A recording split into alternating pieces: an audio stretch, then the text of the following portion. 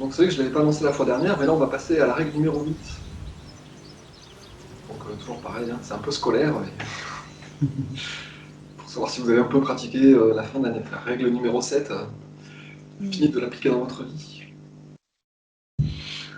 On s'inquiète pas pour le futur, on fait confiance que la conscience divine va illuminer tous les habitants du royaume, et donc tout va bien se passer. On entretient la vision parfaite. Tout le monde rigole. C'est challenge. C'est ça, mais oui, tout à fait. C'est un peu challenge. Ouais. Moi, personnellement, ça m'a fait sentir qu'il fallait un petit peu...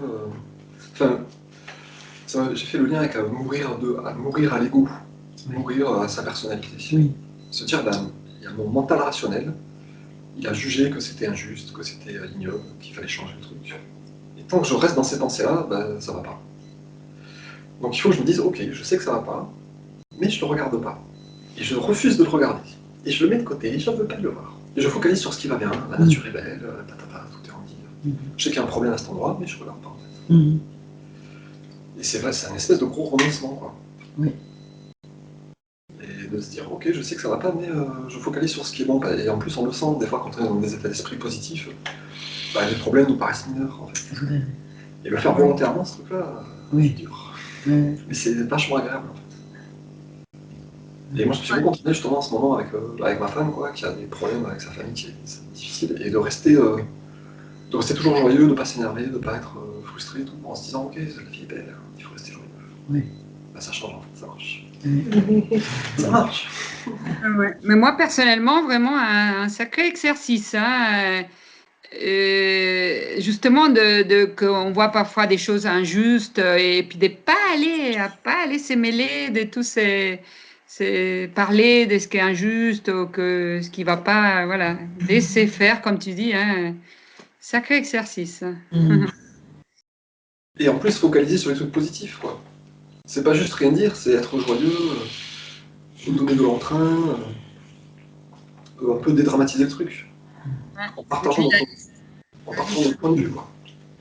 Est infini après, ouais. Trouver un point de vue lumineux, c'est vrai que c'est pas ça le truc. Moi aussi, cette semaine, je me disais par rapport à les différentes situations, c'est En fait, ça me revenait souvent en boucle, je suis une âme, je suis une âme, je suis une âme.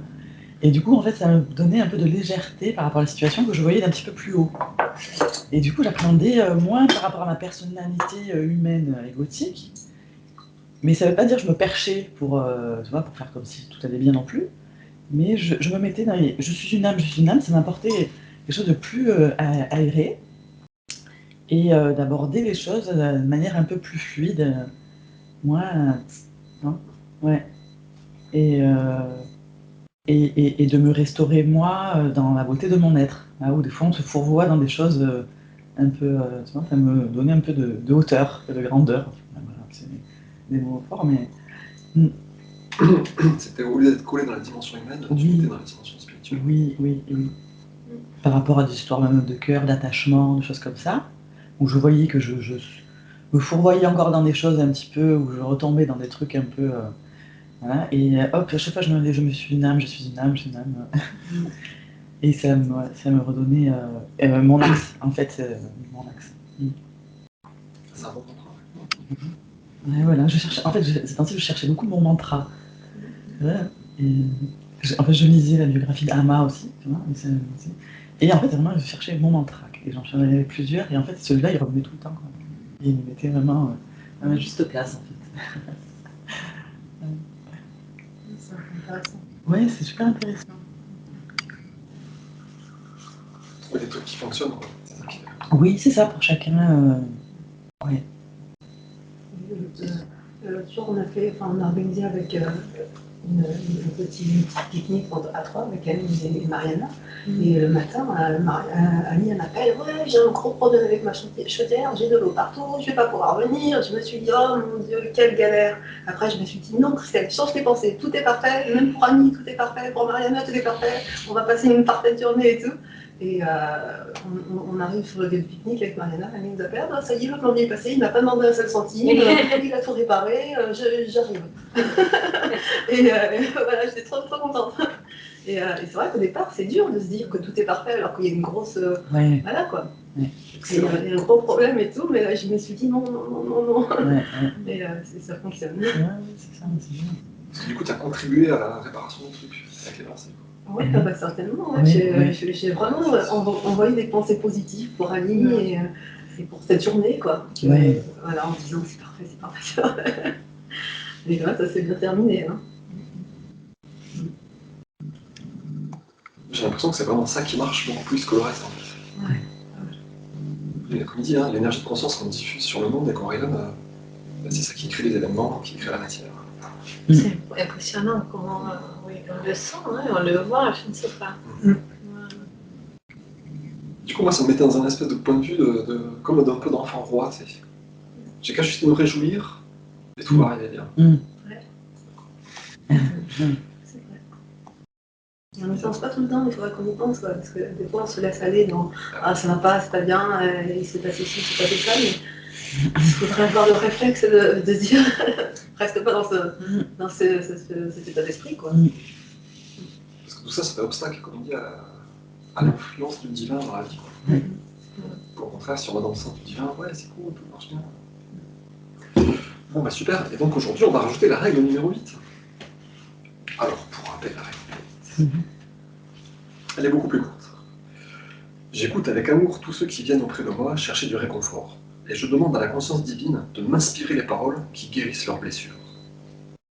Il y a marqué qu'ils pensent leurs blessures, mais dans le texte original, c'est vraiment qu'ils guérissent. J'écoute avec amour tous ceux qui viennent auprès de moi chercher du réconfort. Et je demande à la conscience divine de m'inspirer les paroles qui guérissent leurs blessures.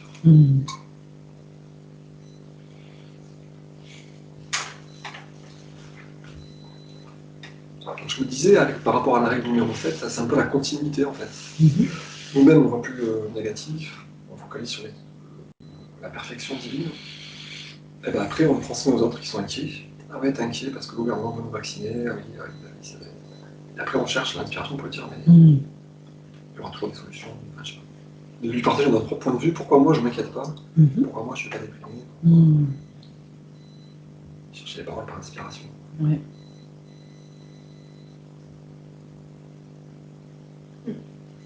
C'est presque plus facile que... Et suivant la situation. Une fois qu'on a fait la 7 bien, on rajoute ça.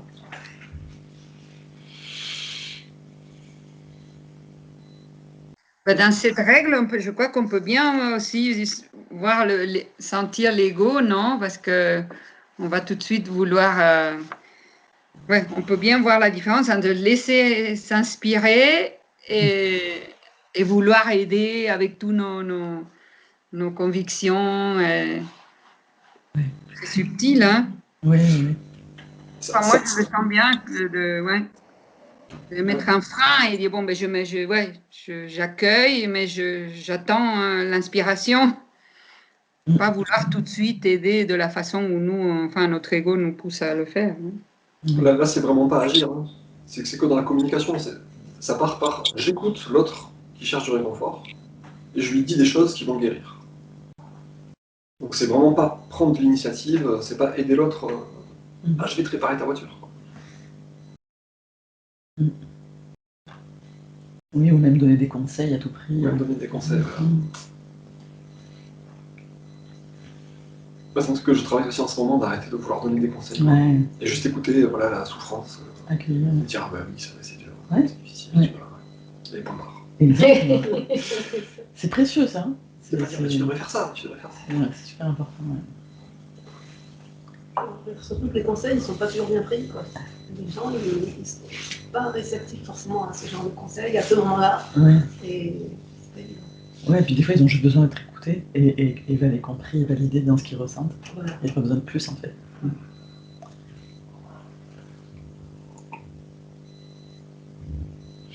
C'est clair. Ils ont besoin qu'on absorbe un peu leur énergie négative de conscience, en fait.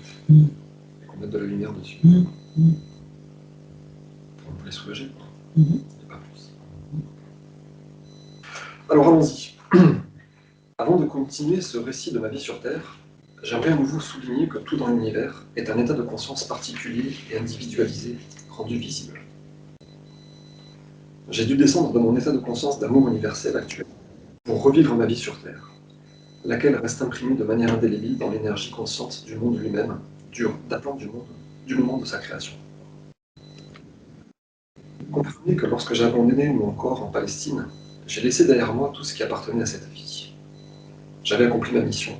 C'est pourquoi, quand je suis mort sur la croix, j'ai été libéré et élevé dans la lumière, glorieuse, pour prendre part à cette lumière, pour être la lumière, et me réjouir dans la lumière, qui est amour universel, vie, beauté, harmonie, joie et ravissement.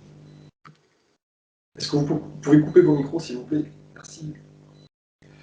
Se déplacer dans différents niveaux de conscience n'est ni facile ni agréable. C'est uniquement parce qu'au moment de ma mort en Palestine, ma mission sur Terre n'était pas achevée, que je reviens aujourd'hui pour vous aider à vous préparer à entrer dans un nouvel âge, une nouvelle phase d'existence individualisée sur Terre. Vous comprendrez peut-être un peu mieux ce que j'entends par une entreprise ni facile ni agréable, si vous songez à ces moments où vous ramenez à votre conscience une grande tristesse vécue, vous surprenant à réagir avec presque autant de tension et d'émotion que lorsque cette tristesse a été vécue pour la première fois. Réfléchir à des souffrances et des douleurs passées vous donnera envie de pleurer. Vous sentirez la dépression et l'angoisse originelle revenir, en revivant ces moments en imagination. Vous aurez peut-être envie de solitude parce que votre conscience sera alors descendue de votre état d'équilibre paisible et bienheureux pour revivre les vibrations de conscience et les formes de conscience basses que vous aviez créées au moment initial de vos souffrances. Le changement d'humeur indique un changement d'énergie de la conscience. L'élévation de vos vibrations de conscience vous donne un élan physique, émotionnel et mental qui vous rend heureux. Une baisse d'énergie de votre conscience affaiblira le fonctionnement de votre système tout entier et vous sentirez un début de dépression, ou du moins un poids affectant votre légèreté intérieure. Je vous décris là un fait de l'existence. Je propose une première position.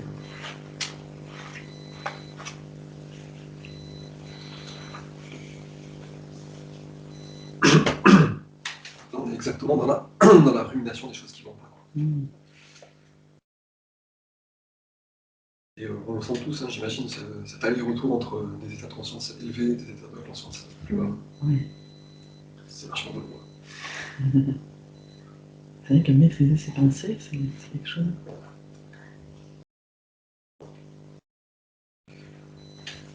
Et on a un bon signal. L'élévation de vos vibrations de conscience vous donne un élan physique, émotionnel et mental qui vous rend heureux. Et au contraire, dans le sens, vous déprimez, tout vous paraît lourd et difficile. Donc on devrait se dire, hop, dès que je commence à plus être joyeux, qu'est-ce qui se passe? Qu'est-ce que je rumine? À quoi je pense?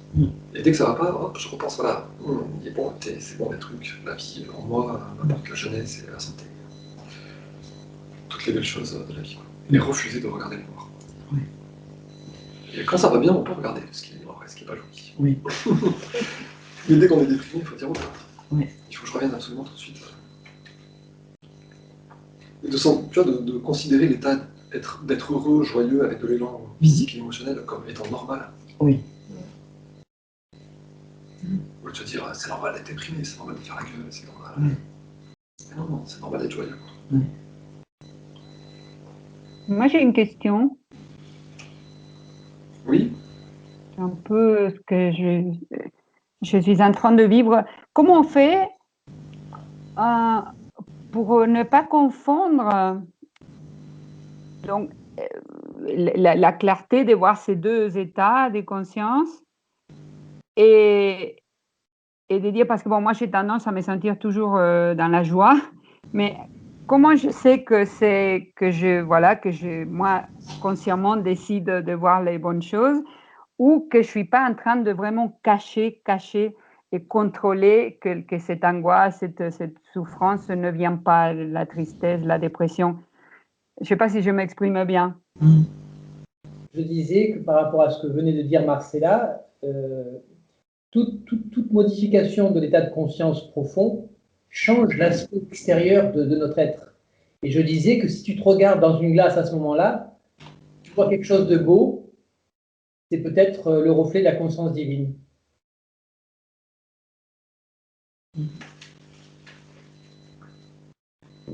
Oui, bon, ça reste une notion un peu floue pour moi, ce que tu dis. Mais je veux dire que moi, je sens toujours la joie.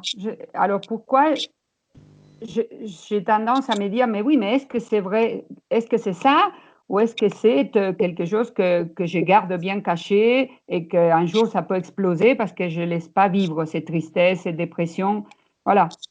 Et- mais voilà pourquoi je ne peux pas rester dans cette joie que je ressens tout le temps et que je me pose la question quand même. Je dis, mais est-ce que je l'ai, ma tristesse là, et je choisis de voir la joie, ou est-ce que je la cache vraiment? C'est pour ça que je ne la ressens pas souvent. Franchement, à mon avis, tu te prends la tête pour rien, quoi. Si tu ressens de la joie un peu tout le temps, mais que tu dis, ah, peut-être pourquoi il faudrait que je sois un peu triste, arrête. Être joyeux, Ouais. c'est génial. Si tu n'as pas un gros problème ou un gros truc qui te plombe, Je crois bien. Hein. si on a un truc qui nous plombe, on le sait, mais on le cache, on le sait qu'on le cache. Donc il faut aller faire une thérapie, creuser ce truc, le libérer, ou faire de la purification de la conscience, méditer, travailler pour libérer les gros boulets. Hein. Mais une fois qu'on n'a plus de gros boulets, on est censé être tout le temps joyeux. Après, on a une petite période de déprime, mais c'est pas très grave. C'est pas refouler la tristesse, quoi. C'est faire un choix, se dire, bon, bah maintenant, je veux tout le temps être joyeux. Il y a des petits trucs qui m'ennuient comme tout le monde, mais j'en fais plus du tout une affaire, quoi. Je m'inquiète plus du tout de ce qui va pas. Je me suis cassé un bras, ça va pas m'empêcher d'être joyeux. Ou je sais pas quoi, mon père est alcoolique, ou je sais pas, enfin, ok, j'ai compris, mais je vais être joyeux. Je décide, je choisis d'être joyeux. Et je regarde que les trucs qui me rendent joyeux. Je vais voir que des gens qui vont être positifs pour moi. C'est pas être dans le béni-oui non plus qui se cache la réalité, hein. Mais c'est un choix intérieur, de dire, la vie est dure, mais moi je choisis d'être inspiré et d'être toujours joyeux, et rempli de conscience divine. C'est pas ma joie, c'est pas mon amour, c'est la joie et c'est l'amour de Dieu, quoi. C'est plus le mien, il faut que je demande à cette joie et cet amour de Dieu. Moi je peux pas.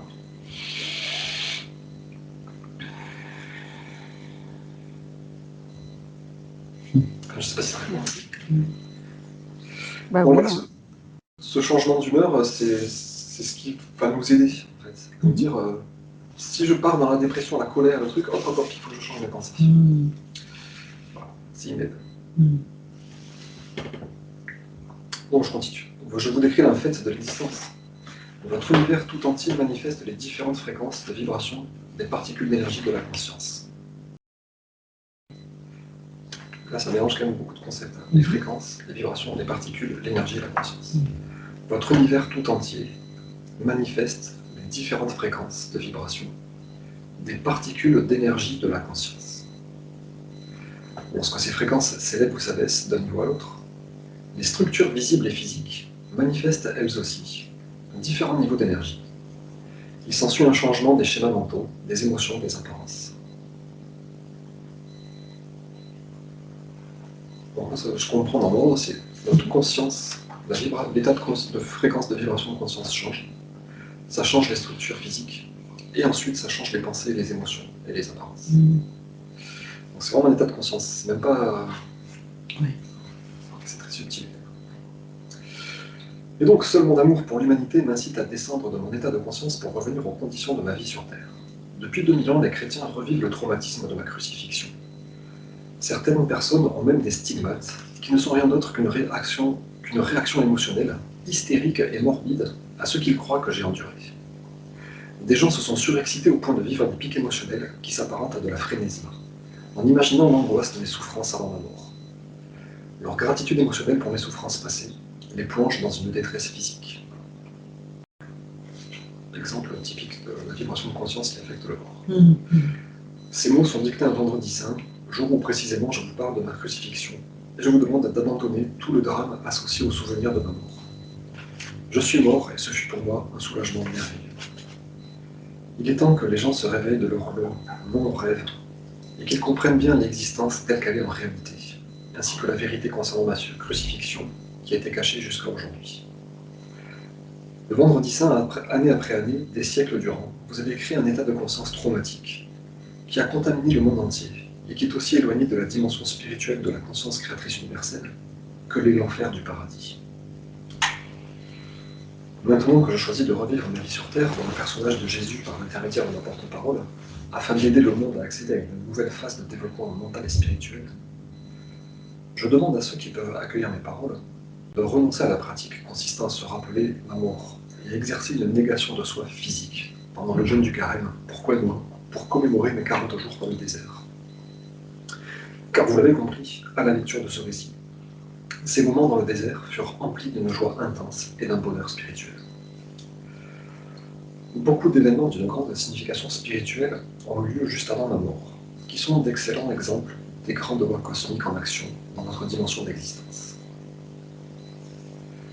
Voici un bref compte-rendu de ces événements importants dans le but d'éclairer totalement votre esprit et de vous transmettre une connaissance dépassant toute connaissance jamais reçue jusqu'ici par quiconque dans votre univers. Quand je préparais mes disciples à la mort prochaine, la tâche fut extrêmement difficile. Ils purent à peine contenir leur consternation et leur étonnement. L'idée que j'allais être crucifié comme un criminel ordinaire leur était insoutenable. Ils ne voulaient pas non plus me perdre. Je les avais appelés à me suivre et à abandonner leur vie, qui était assez prospère. Ils avaient quitté leur famille et leur maison pour reconstruire leur vie autour de moi et de mon œuvre. Ils étaient devenus fiers de mon succès grandissant, de ville en ville. Ils étaient prêts à s'associer à mon nom, à être reconnus comme mes disciples, malgré le rejet et les dures critiques de leurs dirigeants religieux. En outre, ils m'aimaient et me respectaient, aussi bien pour ma façon de vivre mes propres enseignements, que pour celle dont je guérissais tant de gens avec une si grande compassion, et apportais du réconfort dans leur vie malheureuse. Ils croyaient vraiment que j'étais le Fils de Dieu. Mais comment le Fils de Dieu pouvait-il finir sur la croix, se demandaient-ils. Leur horreur augmentait à chaque question posée. C'était impensable. Ils sentaient un vide colossal s'ouvrir devant eux, un vide dans leur vie, un véritable abîme fondre la terre qu'ils foulaient, une incertitude et une vacuité de vivre immense au fond d'eux-mêmes. Ils n'osaient envisager ce que je leur disais de ma future crucifixion. Un tel événement détruirait tout ce en quoi ils avaient cru de tout leur cœur. Aussi mes disciples résistèrent-ils haut et fort à ce que j'essayais de leur dire. Ils me répétaient sans cesse qu'une telle chose ne pourrait jamais être. Comme je résistais fermement à leur démenti obstiné, ils furent finalement forcés de se rendre à l'évidence et d'accepter ouvertement qu'une telle chose puisse se produire. Je leur dis qu'après ma mort, ils me verraient de nouveau, et que je m'attendais à ce qu'ils poursuivent leur travail que j'avais commencé. La douleur que je leur infligeais et les discussions que je suscitais chez eux m'affectaient aussi profondément. Il n'était pas facile d'entreprendre le voyage à Jérusalem où m'attendait mon destin. Par-dessus tout, je me demandais comment j'allais relever ce grand défi. Serais-je capable de transcender mon état physique, d'entrer dans la conscience universelle Père-Mère et d'y rester jusqu'à ma mort? Parfois, l'épreuve m'effrayait terriblement, mais je n'osais pas révéler cette frayeur à mes disciples. C'est pourquoi je commençais mon dernier voyage à Jérusalem avec des sentiments extrêmement mitigés. D'un côté, j'étais las de guérir, de parler et d'instruire les gens qui écoutaient bouche bée, sans comprendre vraiment ce que j'essayais de leur dire. Je pensais que ma connaissance leur permettrait de quitter leur misère, ou tout du moins d'établir le contact avec le Père, et d'avoir un aperçu du royaume des cieux. Mais il n'y avait aucune preuve d'un tel éveil spirituel, même parmi mes disciples. Ma déception et mon sentiment d'échec me rendaient heureux de quitter la vie terrestre, pour aller vers l'existence glorieuse que je savais m'attendre après la mort. D'un autre côté, je me demandais comment j'allais supporter la douleur de la crucifixion. Tout au long de ma mission, j'avais vécu dans un état d'esprit plus ou moins constamment paisible, souvent exalté. Mes pensées centrées sur la conscience d'amour Père-Mère, créateur de tout être, sachant que je n'avais qu'à demander, et que tout ce que je demandais se manifesterait aussitôt. Serais-je capable de conserver toute ma sérénité lorsqu'on me porterait devant le conseil, lorsqu'on m'emmènerait à la crucifixion, lorsque je serais cloué sur la croix, mes mains supportant le poids de mon corps? Parce que maintenant je cédais au doute et à la peur, le niveau habituel des fréquences de ma conscience baissait rapidement. Cela me faisait redescendre dans les fréquences de conscience du plan terrestre. Je redevins la proie de mon agressivité d'autrefois, qui m'incitait à commettre des actions déraisonnables, que je n'aurais jamais envisagé plus tôt, quand j'étais dans mon état d'harmonie totale avec la conscience d'amour Père-Mère. Mes doutes et mes conflits internes s'extériorisèrent dans ma vie, sous forme d'émotions et d'impulsions humaines, qui contrevenaient à la loi cosmique d'amour. Ça, c'est vachement important, tout ce passage. De voir la peur, le doute, qui écarte des pensées d'amour et qui vont créer des impulsions et des émotions humaines qu'il va ressentir dans le plan physique. Il y eut d'abord l'épisode du figuier. J'avais faim et j'allais vers un arbre, ne m'attendant pas vraiment à y trouver des fruits car ce n'était pas la saison des figues. Ma recherche s'avérant vaine, je maudis le figuier. Et 24 heures plus tard, il était sec jusqu'à la racine. Ce fut une expérience choquante. C'était la première fois que mes paroles avaient causé du tort à qui que ce soit, à quoi que ce soit. Cela démontra cependant clairement pour mes disciples la puissance de la pensée, pour le bien comme pour le mal. Cela leur montra que plus une personne est évoluée spirituellement, plus grand est l'impact de ses paroles sur l'environnement. Je saisis l'occasion de relever pour mes disciples que je m'étais conduit de manière irréfléchie, comme le font la plupart des gens qui, lorsqu'ils ont des attentes élevées, ne peuvent avoir ce qu'ils veulent. Ils réagissent en général avec colère, hostilité. Ils pleurent, ils prononcent même des paroles dures, qui pourraient, le cas échéant, aller jusqu'à vouloir du mal ou maudire la personne qui leur a refusé ce qu'ils désiraient. Ils voyaient maintenant eux-mêmes ce que ma malédiction avait fait aux filles. Ils devaient maintenant être capables de comprendre que si une conviction ferme leur apportait tout ce qu'ils désiraient et imaginaient, il leur fallait aussi être constamment conscients de leur propre état mental ou émotionnel. Ils ne devaient en aucun cas héberger de ressentiment à l'encontre d'autrui, mais pardonner rapidement. Faute de quoi, ils pourraient vraiment causer beaucoup de tort à ceux à qui ils en voulaient. Tort qui leur reviendrait en retour, en temps voulu, comme une moisson de ce qu'ils avaient semé.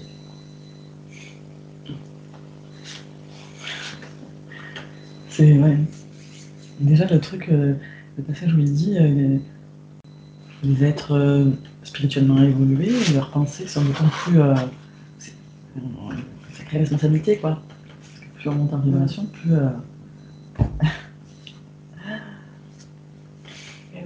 Donc, là où on pouvait jamais insulter quelqu'un qui nous agaçait, là maintenant, eh ben, il faut.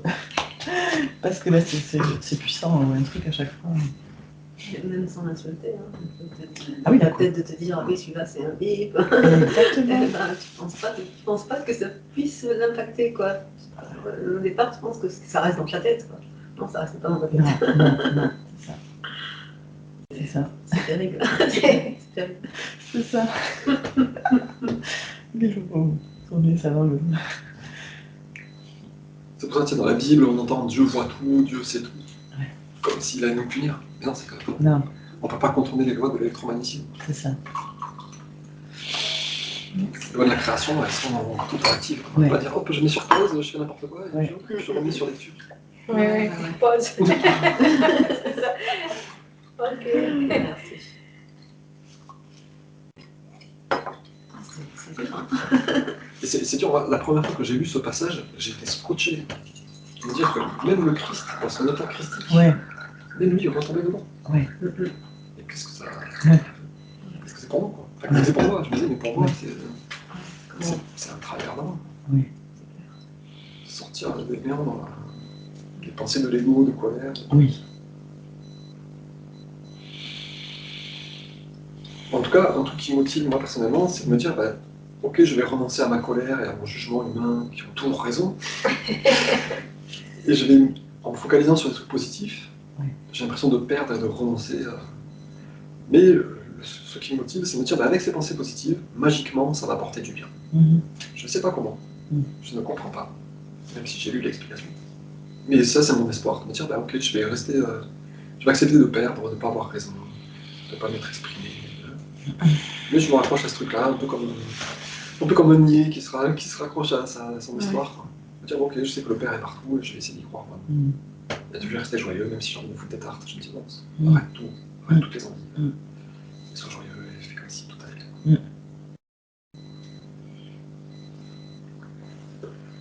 Donc c'est du yoga. Hein. Ouais. C'est ça. C'est du yoga mental. Il faut sans arrêt se reprendre, sans arrêt. C'est ça. Il y a plusieurs passages qui m'ont frappé. Le passage aussi où les disciples refusent d'entendre ce que dit le Christ. il leur dit je vais être crucifié, Ah oui. ils ont des croyances tellement à l'opposé, Oui. et des besoins tellement à l'opposé que non, ils refusent. Oui. Mais chacun de nous, je pense qu'on refuse de, quand il y a quelque chose qui se passe mal, on refuse de croire que on est en colère parce que ça se passe mal, non? Et bien complètement. C'est- Pourquoi on refuse? Pourquoi les disciples refusent? Pourquoi on refuse? Parce Ah que non, c'est injuste. On pense que c'est injuste.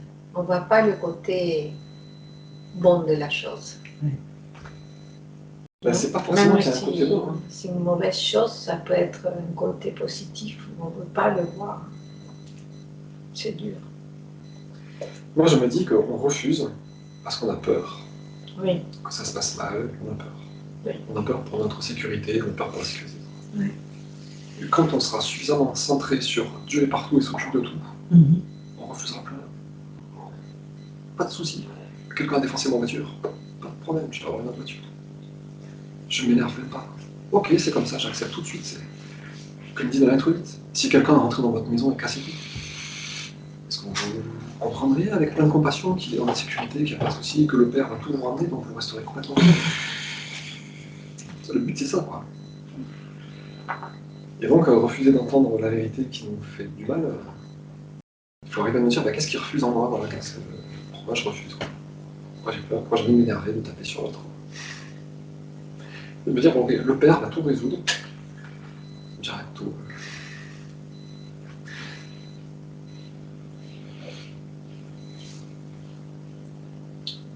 Mais tu vois, je pense que quand on le touche comme toi avec la chaudière, ça renforce vachement ça, le côté. Mais tu es vraiment partout, même dans la chaudière. Ouais. Et puis je me suis dit, non, tout est parfait. Et je ne me suis pas dit comme ça. Je me suis dit avec un cœur joyeux, j'étais souriante. J'étais vraiment. Je me suis dit de la façon la plus positive, la plus joyeuse possible pour que ça se réalise, quoi. Et ça, voilà, ça a fonctionné, quoi. C'était génial. Il faut y croire aussi. Si tu dis tout est parfait et tu n'y crois pas, tu restes plombé quand même. Peut-être la vibration qui va avec. Ah oui, voilà, c'est ça. Pour que ça atteigne la vibration du. C'est vachement important ce point de ressentir l'émotion correspondante. C'est ça. Parce que comme il dit bien, la pensée, ça spécifie le schéma, ça structure le schéma de ce qu'on veut. Et l'émotion, ça le rapporte. Ça émet l'énergie électromagnétique qui rapporte le truc agréable. Donc si on pense tout va aller bien, mais qu'on s'inquiète, C'est ça. si on pense tout va aller bien, c'est super, il va y avoir un miracle, et qu'on est vraiment content, ça marche. Voilà, c'est ça. Alors, j'avais deux remarques, moi. C'était sur l'élévation de vos vibrations de conscience. Je comprends que les vibrations de conscience est la résultante de l'élan physique, émotionnel et mental. C'est une notion qui était un peu toujours abstraite, la conscience. Et là, je comprends que l'état de conscience, c'est en fait ce qui résulte de notre corps, de nos émotions et de notre mental. Et concernant l'épisode du figuier, il dit j'avais faim et j'allais vers l'arbre. Et en fait, si je fais un parallèle avec ce que je vis, bon, des besoins, j'en ai bien sûr à tout moment, quoi. Hein. Et le besoin, il est du manque. Ce besoin se transforme en désir d'aller cueillir des figues, dans le cas du Christ.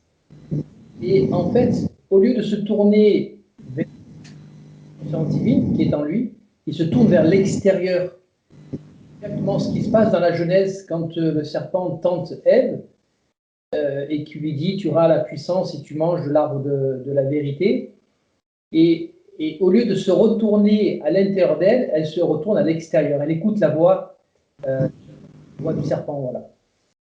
Et donc, la conclusion de tout ça, pour moi, c'est face à un besoin qui génère une émotion qui est peut-être douloureuse. Dans le cas du Christ, c'était la faim. Et des émotions, on en a tous.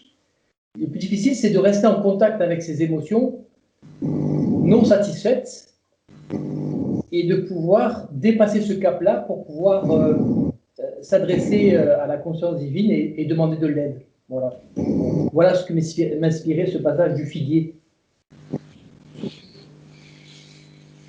Expérimenté maintes fois, c'est que bien souvent, j'allais chercher la réponse à l'extérieur de moi plutôt que de la chercher en moi. Je ne sais pas si ça évoque quelque chose pour vous. Bah, complètement, oui. Surtout que de demander la satisfaction des besoins, quoi. Tu es la satisfaction parfaite de tous mes besoins.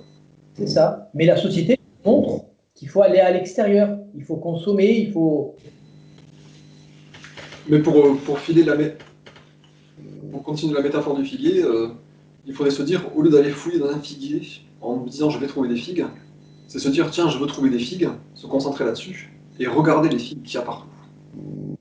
Et aller cueillir les figues qu'on voit, en fait, qui nous sont données, sans chercher quelque part. Je sais pas si c'est très intéressant de dire ça, mais...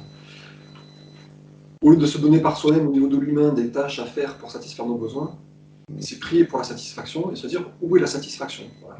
La satisfaction est là, je vais juste la prendre, elle est donnée. Et je ne me donne plus du mal. Ouais, c'est ça qu'on croit, on croit savoir. Maintenant, je viens comprendre. Alors, je crois que c'est Tolstoï l'histoire, que l'homme ne connaît pas ses besoins.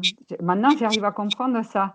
Parce qu'en fait, c'est que nous, on croit savoir comment satisfaire nos besoins, alors que c'est pas ça. C'est bon, savoir que oui, nos besoins vont être satisfaits, mais nous, on ne sait pas comment. On croit savoir parfois, et c'est pas de la façon dont nous on pense, c'est comme ça vient. Avec un figuier, sans figue, ça sera autre chose. Voilà. Alors, dans l'épisode du figuier, il dit j'avais faim et j'allais vers l'arbre, alors qu'il savait que son mental savait que ce n'était pas la saison des figues. Donc, on voit bien qu'un besoin non compris rend un peu bébête, quoi, voire un peu concon. C'est pas le besoin non compris, hein, c'est les vibrations de conscience qui rendent compte. C'est-à-dire qu'un besoin non compris, et la conscience n'est pas. C'est une conséquence, c'est que c'est pas devenu à l'état de conscience. Ouais. Quand le besoin est compris, et tu peux l'exprimer différemment, tu peux te retourner, tu as de l'aisance, mais quand tu es pris dans l'étau de l'ego qui veut répondre à ce besoin, tu es pris dans un étau qui te met dans un mécanisme, un processus automatique. Oui, lui, il l'exprime en termes différents, en parlant de vibration de conscience. Mais c'est exactement ça, oui. Oui, c'est ça, oui, c'est l'état de conscience qui n'est pas assez élevé. Quand on est dans l'état de la conscience humaine, on fait de la merde, on va dire. Quand lui, il dit, voilà, j'avais peur, donc je me suis un peu... Mes vibrations ont baissé, j'étais plus en contact avec la conscience divine, j'ai fait de la merde, comme tout le monde. Voilà. Tu restes dans la prière du mois de mai, il dit la chose suivante, il dit « Lorsque j'oublie ma véritable identité spirituelle ». Ça, moi, je ne suis pas conscient de mon identité spirituelle. J'oublie 98% du temps, malheureusement.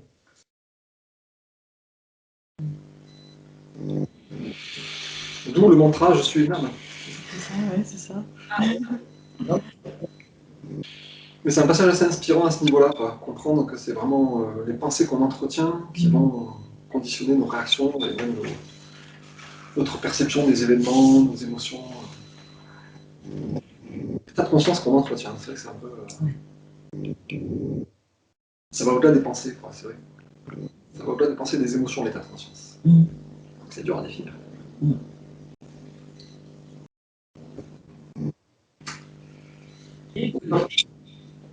C'est comparable à nous. Il subit le même processus de l'ego.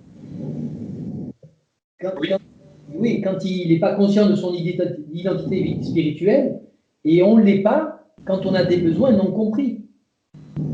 C'est la partie animale de nous-mêmes. On a un instinct animal et on réagit comme des animaux avec l'oreille dent pour dent. Et c'est intéressant de voir que le Christ est soumis aux mêmes lois que nous. Oui.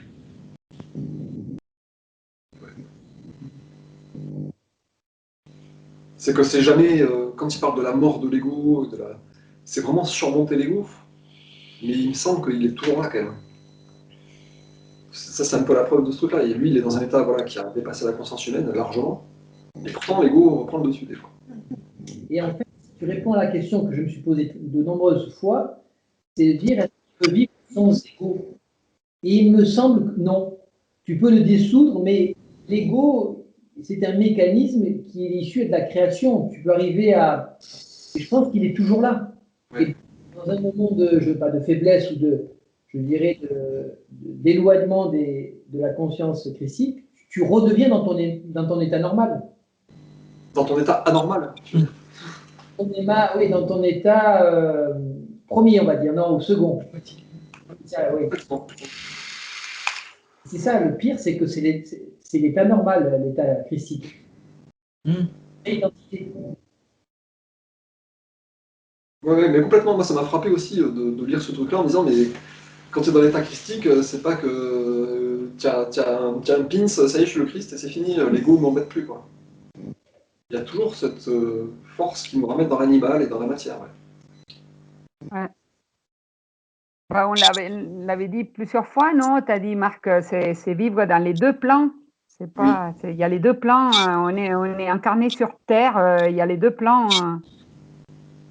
Oui, le royaume des cieux, c'est l'esprit divin incarné dans un corps. C'est vivre consciemment sur les deux plans d'existence. C'est ça. Je suis une âme, quoi.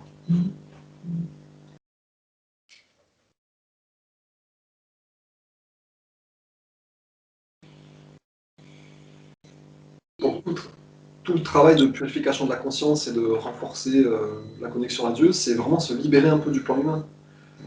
Qu'il y ait moins de prise. On l'a vu avant, il disait j'étais tout le temps exalté sur Terre, plutôt dans un état voilà, tout le temps joyeux, parce que le plan humain n'avait plus prise, quoi. Dès que les éléments physiques, la crucifixion, la mort, sont venus le chercher, hop, ça a pris prise sur sa conscience et je trouve que ça l'a ramené dans le plan. Donc on est pris pour l'instant dans plein de trucs, il faut se libérer de ces trucs par la purification.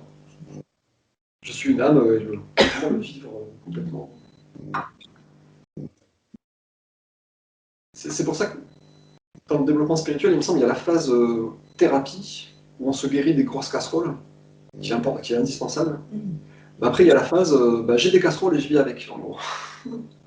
J'ai toujours mon plan humain, qui sera toujours mécontent, il y aura toujours des besoins satisfaits, au niveau humain. Toujours. Il a faim de figue, il s'est cassé le pied, enfin n'importe. Il y aura toujours des besoins insatisfaits. Mais au niveau de l'âme, tout va être guéri.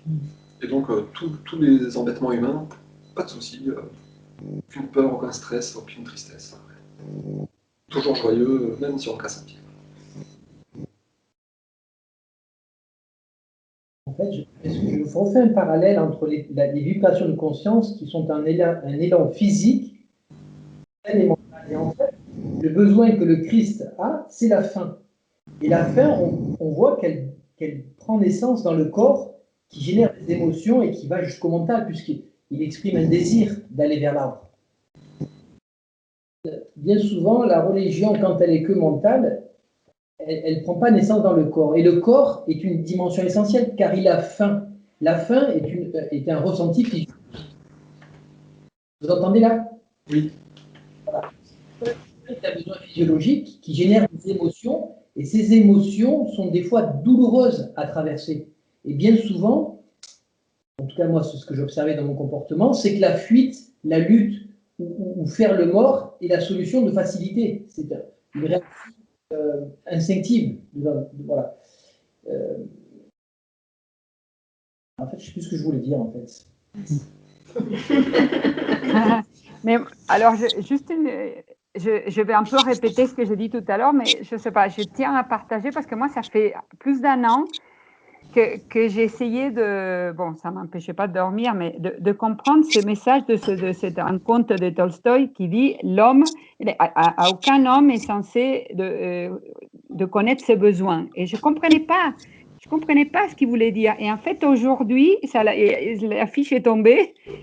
Et grâce à ce passage du figuier, qu'en fait, voilà, on croit connaître ce besoin et en fait, non. Et moi, je veux des figuiers, j'ai faim et je pense que c'est mon besoin, c'est ça. Et moi, je ne connais pas mes besoins. Mais moi, ce que je connais, c'est qu'ils vont être satisfaits, mes besoins. Mais c'est peut-être pas ce que je crois avoir comme juste, enfin comme mes besoins à moi. Je suis vraiment émerveillée d'avoir éclairci, mais je ne sais pas si Philippe, ça aide à ton questionnement, ou si vous comprenez ce que je veux dire, mais pour moi, c'est merveilleux d'avoir compris ça aujourd'hui. Merci. Oui, ce que je voulais dire, c'est que la dimension corporelle est très importante. Voilà, et que dans mon histoire, dans mon histoire personnelle, je n'en prenais pas assez soin de ce besoin physiologique. Voilà, le mental était trop prédominant et une absence de connaissance de soi-même. Mais Marcella, est-ce que quand tu parles des besoins, en citant Tolstoï, pardon, quand qu'on ne connaît pas nos besoins, est-ce que c'est pas ça le chemin qui est à parcourir? Parce que la conscience divine, c'est notre modèle. Nous sommes peut-être appelés à devenir une conscience incarnée. Donc une conscience qui a une compréhension de nos besoins. Est-ce que c'est pas ça, ce chemin à faire? Passer de l'ombre à la lumière, de l'inconscience à la conscience. Justement, de prendre connaissance d'une partie de nos besoins. Ouais. Le truc de la réalité de l'existence, c'est expliqué clairement dans la lettre 1, les caractéristiques de Dieu, la croissance, la protection, la nutrition. Pour moi, c'est des besoins fondamentaux. Après, le comment ils vont être satisfaits, la fin, comment elle va être satisfaite, il faut demander à Dieu la satisfaction, en fait. C'est ça. Nous décidons pas. Donc pour moi, c'est merveilleux d'avoir compris. C'est ça qu'on ne connaît pas nos besoins. Parce que, voilà, par contre, ce qu'on connaît, c'est des réalités divines, que tous nos besoins vont être satisfaits. Voilà. Mais après, comment, on ne sait pas. On croit que c'est en allant manger des figues, mais bon, non, c'est peut-être pas ça. Alors, si vous voulez, pour répondre, je vais vous relire un passage du message d'octobre 2007 qu'on a lu il y a 3 semaines, où il parle de notre capacité à croire, enfin notre croyance en notre capacité à créer notre propre vie, au lieu de nous en remettre à Dieu. Alors, pourquoi vous agrippez à vos croyances? Faire confiance à vos connaissances restreintes? Soutenir que votre esprit limité seul peut prévoir le meilleur pour demain? Alors que vous avez en vous la conscience divine, qui est elle-même connaissance totale de vos lendemains, des 10 prochaines années et même de l'éternité. Elle connaît le véritable motif de votre vie sur Terre. Et vous le connaissez-vous? Elle sait ce qui vous rend réellement heureux. Elle vous donne la santé, vous aide à gravir vraiment les échelons de la conscience spirituelle extatique. Pourquoi donc ne pouvez-vous abandonner votre volonté et rechercher la suprême guidance d'amour de ceux qui a créé votre monde pour votre bien-être? Donc là, il nous dit clairement, la conscience divine, elle sait vraiment ce qui nous rend heureux, ce qui nous donne la santé, ce qui nous aide à gravir les échelons de la conscience spirituelle extatique. Elle connaît nos besoins. Et elle sait comment y répondre. Nous, on se fait que des idées, en fait. Nous, on imagine des plans sur le futur, on imagine des plans sur la satisfaction des besoins, avec notre propre vision humaine. On croit qu'on a des besoins alors que c'est pas le cas, et on ne croit pas qu'on a certains besoins alors que c'est le cas, par exemple. On se trompe pas. La conscience divine en nous, il faut chercher, voilà, inspiration et guidance suprême. Il faut chercher la suprême guidance d'amour de ceux qui ont créé notre monde pour notre bien-être. Donc c'est dur de sortir du mental qui cherche tatati tatata. On a juste à se caler dans une conscience d'amour, de joie, demander et recevoir. Et basta. Comme un enfant roi. Vraiment, l'enfant roi, il se torture pas le cerveau à savoir est-ce que ceci, cela. Quoi. L'enfant roi, il fait confiance. Quoi. Quand on lui fait mal, il pleure, et puis après, hop, c'est bon, il est rejoint. Alors, dans ces cas-là, comment tu expliques, comment tu comprends le message de 2014 lorsqu'il dit de se faire une vision supérieure? Comment tu l'intègres dans ton Ouais, comme ça, avoir la vision supérieure, je suis un enfant, quoi. Je suis le fils de enfin, l'enfant de la source, tout m'est donné, Dieu a créé le monde pour moi, pour mon bien-être, et m'apporte tout le temps de l'amour. Il faut juste que j'arrête de me plaindre et que j'arrête de critiquer, que j'arrête de je sais pas quoi. Il faut que j'arrête mon ego, en gros, et que je me mette dans cette conscience spirituelle. C'est un état de conscience, hein. Oui, c'est ça. C'est pas des objets qui vont être autour de moi, c'est pas des relations. C'est un état de conscience de tout ce monde est créé par l'intelligence et l'amour. Les planètes tournent autour du soleil, tout est magnifique. Donc la vision supérieure, c'est Dieu a tout créé et satisfait aux besoins. Ça n'empêche pas qu'il y ait des avions qui se crachent et des trains qui écrasent des gens, mais Dieu a tout créé, c'est magnifique. On ne meurt jamais, on se régénère tout le temps, on renaît, tout va bien. C'est l'insouciance. C'est la confiance dans la bonté de la confiance vie, et l'abondance, quoi. Mm. C'est la confiance dynamique de tout va être beau, tout va marcher. La vision supérieure, il me semble que c'est ça, quoi. Ouais. C'est pas, Ok. c'est pas juste demain ça va être bien, c'est la conscience divine va inspirer tout. Elle va inspirer les gens, et tous les gens seront des Christ incarnés, tu vois. Tous. Ah oui, c'est le but. Le royaume des cieux Ah, sur c'est terre, c'est plus, ça. Hein. oui. Ouais, le but, c'est ça. C'est, Pas d'eux encore. Non, mais c'est le but de la vision supérieure que moi, personnellement, j'ai compris dans ce livre, c'est de comprendre qu'on peut tous devenir des Christ et souhaiter ça. Soit pour soi, le travail pour soi, mais se dire que tout le monde peut le faire. La règle numéro 7, hein. Je me fais confiance parce que demain, je me rappelle que dans le royaume des cieux, seul existe la certitude que demain sera parfait, car la conscience divine remplit le cœur et l'esprit de chaque habitant du royaume. Chaque habitant. Ouais. Et de la façon où la conscience divine sait faire. Parce que beaucoup de nos blocages, c'est non, mon bonheur, ça sera à la maison, avec piscine, à la campagne, et puis je suis malheureuse parce que j'arrive pas à avoir ça et tout va mal, et parce que c'est peut-être pas ça, la satisfaction de mes besoins. Et c'est pas moi qui décide. C'est pas ça, mais je me rappelle toujours, Marc, une fois, tu as dit la maison à la campagne. Oui, peut-être, toi, tu décides que c'est ça ton bonheur et c'est peut-être pas ça, parce qu'on ne sait pas. Ouais. En tout cas, là, l'idée, c'est de se dire aussi, voilà, la conscience divine remplit l'esprit et le cœur de chaque habitant, du coup, je m'inquiète de rien et j'espère le meilleur pour tous, quoi. Et à simple vue, ça a l'air tellement agréable, non? De juste se placer à ce niveau de conscience et laisser faire. Ouais. Et projetez-vous dans l'état de conscience qu'il décrit là. Hein. Quand j'étais sur Terre, voilà, j'étais dans un état de conscience plus ou moins paisible, souvent exalté, mes pensées centrées sur la conscience d'amour Père-Mère, créateur de tout être, sachant que je n'avais qu'à demander, et que tout ce que je demandais se manifesterait aussitôt. C'est un état de conscience qui doit être sympa à vivre, ça, quand même. Ah bah oui. Oui, je signe. Donc c'est sûr, c'est pas juste se dire, ouais, bon, j'ai un côté joyeux, mais j'ai tout qui m'emmerde, oui, est-ce que mes besoins sont satisfaits ou quoi? C'est se dire, il y a un créateur, il donne tout ce qu'on veut, tout ce dont on a réellement besoin. Donc j'arrête de me prendre la tête, de me torturer le cerveau, de croire que je mérite ou que je mérite pas, de croire que je sais pas quoi. C'est vraiment se laver le cerveau, c'est complètement se faire un lavage de cerveau. Ouais. Ouais. En fait, c'est ça, c'est se laver le cerveau avec de l'amour, tout est magnifique.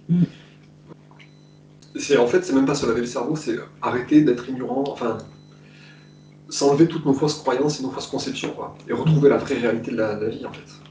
C'est pas... Ça va être un lobotomisé ou être un idiot, quoi. C'est retrouver la vraie réalité. On va comprendre, ah bah si, en fait, c'est pas de la chimie, en fait, c'est de l'énergie de conscience. Ouais.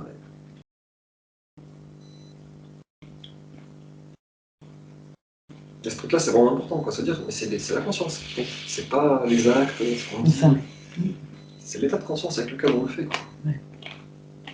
Dans la joie, l'amour, pour être dans le sens des lois divines. C'est pour ça que j'aime beaucoup ce bouquin, c'est très cohérent, quoi. Il explique la structure, tout fonctionne avec de l'amour et de la joie, du partage, enfin de la croissance, de la nutrition, de la protection. Tout est de la conscience. On crée avec notre conscience, on récolte ce qu'on sème. Donc si notre conscience, elle sème pas des choses qui vont dans le sens de la création, on va récolter de la destruction, en fait. Il suffit juste de se mettre dans l'état de conscience de la création, enfin de cette énergie consciente de création Se guérir les autres, apporter la satisfaction. C'est ça. Il faut juste arriver à se maintenir dans cet état de conscience sincère, Ouais. permanent. Juste, hein, c'est pas... c'est pas... Mais c'est pas très compliqué quand même. Enfin, la théorie est pas très compliquée. C'est la pratique qui est difficile. Je veux dire répéter, mais non. J'aime bien l'idée du flux. Il y a comme un truc là, comme, tu sais, comme une douche, comme un truc. Et, tu te mets à côté. Non, remets-toi dans le flux. Et là, il y a le truc qui se.